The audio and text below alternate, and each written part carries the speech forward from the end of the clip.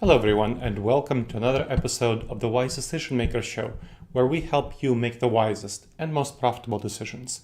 And today we'll talk about remote work and why much more flexible models will win this fall rather than the more traditionalist coercive models calling all workers back to the office. We've seen this summer the battle over remote work really heating up. We see traditionalist leaders like Google. So Eric Schmid talked about how he's a traditionalist leader, and he's the former CEO of Google, but he still represents Google's ideas, and he wants people back in the office. And Google is definitely pushing to get people back in the office for at least 3 days a week. Tesla, Elon Musk has said that, and same for SpaceX, that all employees must go back to the office for full-time week. So they need to work completely from the office.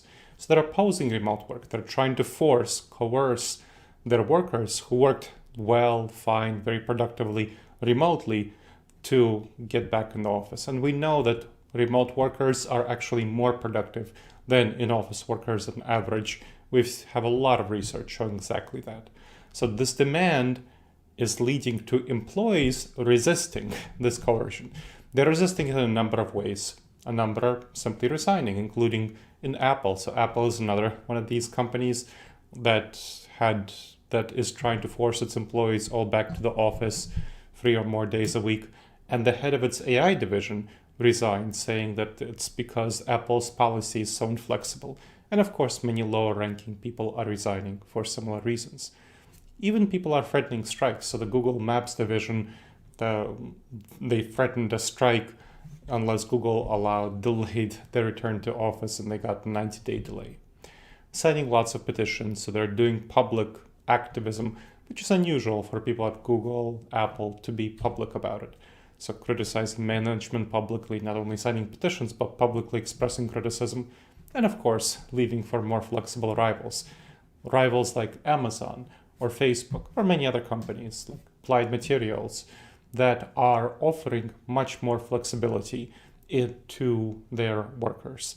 And these are folks who are desirable software programmers, other folks, specialists, data scientists.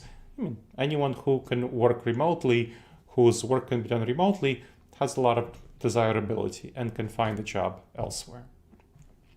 Now, we need to understand what's happening and why I say that remote work will win this fall. That's because we have new COVID variants that will really cause more of a shift to remote work than we have right now. We have government, Anthony Fauci and others are warning that new COVID variants this fall could cause as many as 100 million infections. Maybe more, maybe less. The most dangerous one is BA5, and you've probably heard about it.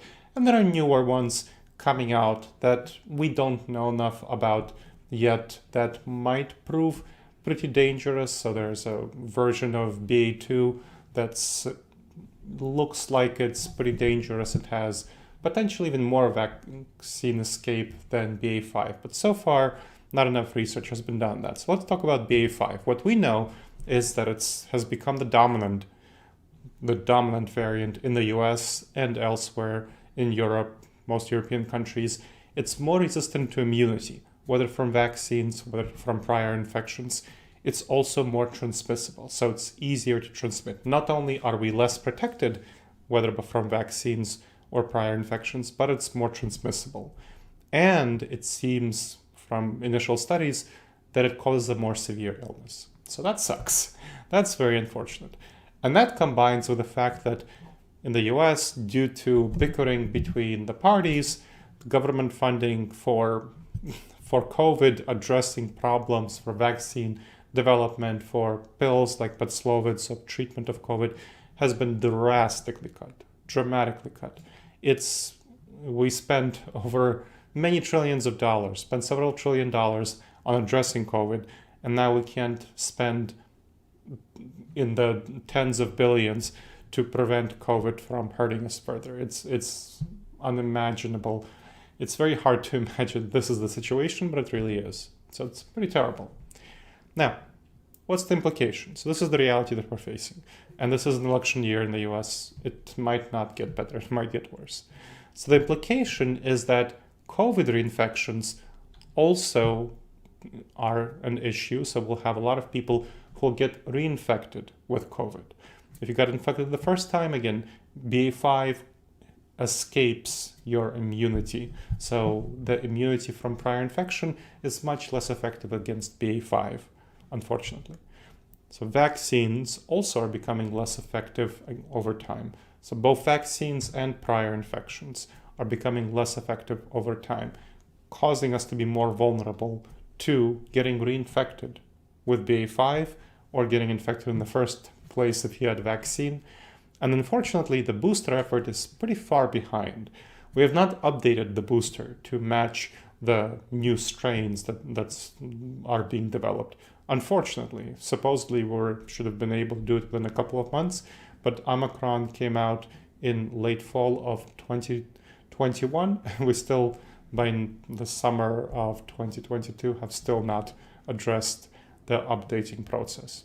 So the booster effort is pretty far behind in that regard, and it's also behind in terms of uptake. Relatively few people are getting booster shots. It's very unfortunate and surprising. But yes, people are not getting booster shots even though they're very much able to. So new COVID variants escape antibodies from vaccination and prior infection, and that is what we need to remember about them, that they will cause either reinfection for those who were infected with COVID before, or infection with people who had immunity due to vaccines. All right, how does this impact back to office strategy? Well, let's think about the past. In previous COVID waves, whether the Delta wave, the Alpha wave, the Omicron wave, this forced office return policy led to situations of challenge prior to the wave. So what happened? So prior to the wave, leaders like Elon Musk or the leadership of Apple, Tim Cook, and so on, of leadership at Google, they forced their employees back to the office, and that led to a lot of stress and tensions before the wave. It undermined productivity because, first of all, people are more productive remotely. Second of all, when people are unhappy, they don't work very well. It harmed engagement and morale, led to people leaving, of course, impairing retention and recruitment. So those are all problems. Now, once the wave hit, so this is what happened before the wave hit.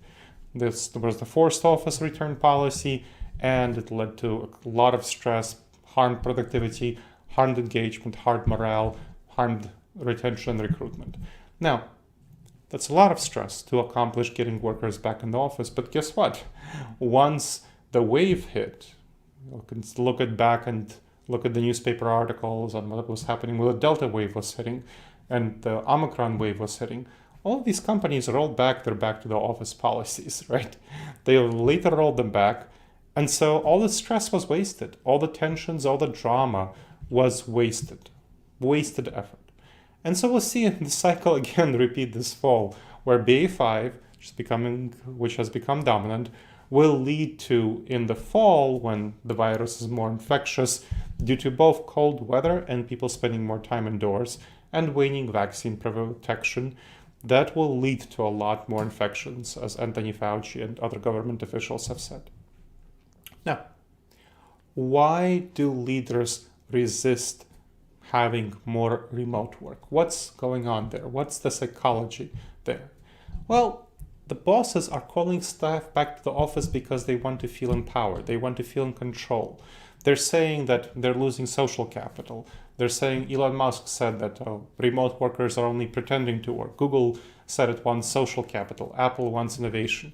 But really, if you've seen previous episodes, if you listen to previous episodes of the Wise Decision Maker show, you'll have seen that social capital, productivity, and innovation can be very well activated, boosted, maximized in fully remote settings, if needed, because there are techniques to do so. And these companies are refusing to use best practices for optimizing remote work. And they're saying they're trying to call employees in for productivity, social capital, innovation, but that's not true. Because if they really wanted innovation, if they really wanted productivity, if they really wanted social capital, they would be using best practices to get workers in there, whether asynchronous brainstorming for innovation, whether virtual co-working for productivity and collaboration and social capital, virtual water coolers for social capital, the evaluations, the excellence from anywhere strategy for productivity, lots of strategies to do so. And they're not. And they're covering up their true concerns, which is about their identity. And you have to feel for them. They feel strong, they feel powerful, they feel successful by being in the office. Now, Elon Musk, when he was talking about why he wants people back in the office, he says, well, I spent time back in the office and I was visible. It's very important to be visible. So this visibility element. And there was a recent op-ed in Fortune magazine, which talked about how a leader, actually the executive editor of Fortune, really wants everyone back in the office and wants to go back to the office herself because she feels she lost her identity as a powerful leader when she has to work from home. So they are losing their identity, and that's literally what the op-ed author, the executive editor of Fortune magazine said. And they want to feel successful. They want to get back to that state where they feel successful. And that's with in-office work. And this is, of course, selfish when we think about it. It's very self-oriented. It's not oriented toward the company. It's not oriented toward others' perspectives. And the executive editor of Fortune admitted this. She said, literally, I mean, this is from the op-ed. She said that, yes, this is selfish, this is self-centered. Still, this is what I want. And this selfish disposition is resulting from a cognitive bias, a mental blind spot called the egocentric bias. So it prioritizes your own perspective, your own needs, your own priorities over everyone else, over all others, and very importantly and problematically for leaders, over the company's bottom line. Because obviously you're going to harm retention, you're going to harm recruitment, engagement, morale, productivity, cause lots of stress, harm well-being by forcing employees back to the office.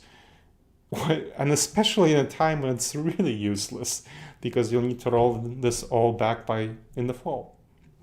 A much better approach to the future of work is a team-led model. Not this top-down approach where you tell everyone what to do, but a team-led model where you push down, decentralize authority and decision-making to the leaders of rank-and-file teams.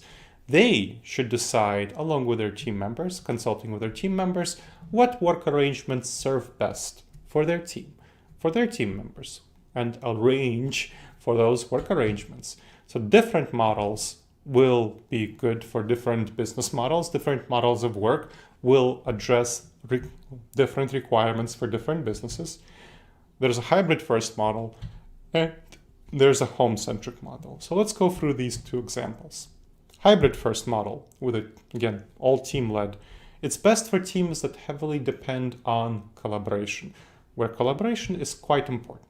So staff will work home on their individual tasks.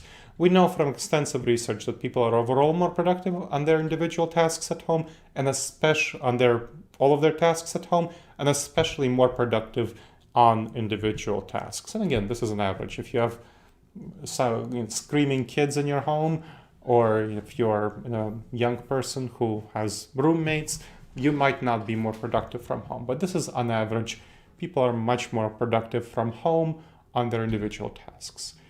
But they will also come to the office once a week. Once a week is a default. Some people like to do twice a week, but once a week I find is quite enough when I work with my clients to socialize with each other and collaborate. And of course, if you need to collaborate more intensely, you might want to come in twice a week, even 3 times a week, depending on the kind of collaboration you do. Most people get by and are happy and satisfied, fulfilled, so well connected to other team members, collaborate well once a week. Because collaboration, of course, and socialization are better in the office, so we understand that. Now, some people, you have various studies showing that collaboration can be more productive at home, and it depends on the people, the kind of collaboration you do. So the more intense collaboration you do, the better it is to be in the office. I'll give you examples among my clients. One is Applied Materials, a Fortune 200 high-tech manufacturer in the semiconductor manufacturing industry. manufactures equipment for semiconductor manufacturers, and it has 29,000 staff, 400 global leaders, and they adopted this modality and they find it fits their needs very well. So this is a Fortune 200 company. This is a huge company, 29,000 people. Now, on a smaller scale would be the Information Sciences Institute. It has 400 staff. It's a data science and AI research institute. So with teams led by research directors who then manage their team members. And they were originally going to go to a 3-day-a-week model like Apple and Google. And after engaging with my content, they learned that that's going to be much better to have a team-led model. And they find that their flexibility works much better for their needs, for attention, engagement, productivity, and so on. And the same thing for applied materials. They find that they had a really positive impact from, I was just talking to the Chief Human Resource Officer, Susan Winchester, who was telling me that there had a big positive impact from my research and from my expertise presenting these methodologies, which I mentioned before. Things like asynchronous, remote brainstorming, virtual co-working, and so on.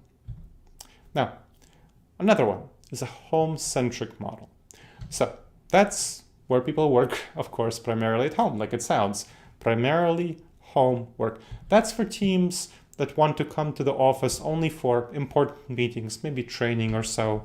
It's a better fit for organizations whose work is more individualized, less team-oriented, so you have less collaboration. An example of my client is the JAP Center for Health Research. Now, when we did the survey for that client, 85% of the staff wanted to work home remotely full-time. And they did not do as much collaboration with each other as, let's say, the Information Sciences Institute staff do, where they work in groups centered around the research director. And that's an example where home-centric model works very well for them. Now, what are the benefits of these flexible work models? Why should you employ them? Well, they give employees flexibility, and this is the top priority. When there was a recent survey that showed that when employees are choosing a job, the focus, what they're really focusing on right now in the time of the Great Resignation when so many employees are leaving, flexibility. Flexibility is their number one desire. They want flexibility of where to work and flexibility of time to work. The focus where to work is incredibly important. It addresses risks related to COVID because when COVID cases rise, then the team can spend more time working remotely. Or maybe if they want to meet, they can meet outdoors. So they're not dependent on the office. And it's much more flexible. It reflects each team's needs and collaboration activities. For some priority, they can come to the office and have more masks and more masking and whatever other. They can all take 2 rapid tests before they come to the office to do some collaboration. It helps companies develop leadership in the future of work. These are modalities which will determine the future of work. This is the future. We're not going to go back to the past. We're not going to go back to January 2020, no matter how much people like Elon Musk might want that. They will find that best employees are leaving their company. And overall, the future is with hybrid first and home-centric modalities. So it can maximize profits for companies overall by boosting their retention. They'll definitely very clearly retain employees more. Recruitment, obviously much more capable of recruiting employees. Collaboration, you can collaborate with people much more effectively if they're happy, if they're productive, and if you have this flexibility. So if you need to collaborate more, perhaps a hybrid first model. If you need to collaborate less, perhaps a home-centric model. Innovation, you can definitely innovate very effectively using remote asynchronous brainstorming and other techniques for whether it's a home-centric model or hybrid first model. And productivity, we have very clear research that productivity is quite a bit higher if you have people working remotely. And of course, if you have people happy, which is what you'll get, an engagement, high morale, less stress, more well-being, happy employees by having this flexible model. All right, everyone. I hope you've benefited from this episode of the Wise Decision Maker Show. My name is Dr. Gleb Tsipursky. I'm the CEO of Disaster Avoidance Experts, and I would love to hear any feedback you have on this show. Email me at gleb@disasteravoidanceexperts.com, and please leave a review on iTunes and Amazon, whatever platform you heard this show on. This helps other people discover the show and get the benefits that you're getting right now. And I hope to see you on the next episode of the Wise Decision Maker Show. So please go ahead, make sure that you subscribe to it on whatever platform you checked it out. And I look forward to greeting you next time. In the meantime, the wisest and most profitable decisions to you, my friends.